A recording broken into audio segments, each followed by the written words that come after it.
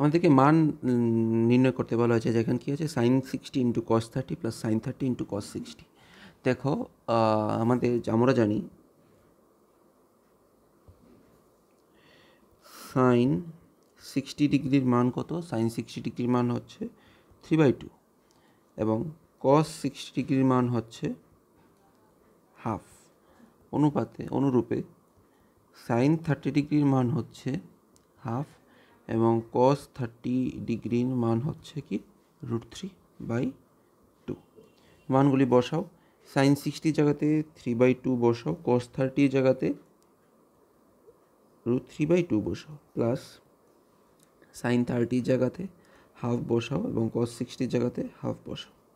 কি চলে আসছে? 3√3/4 প্লাস 1/4।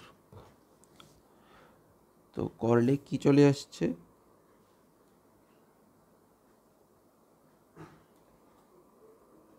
সরি sin 60-র মানটা √3/2 হবে। তো এটাতে রুট বসালে √3 ইন্টু √3 3 চলে আসবে। তো 3/4 প্লাস 1/4, নিচে 4, উপরে 3 আর 1 যোগ করলে 4 চলে আসছে। তো আনসার কি চলে আসছে? 1।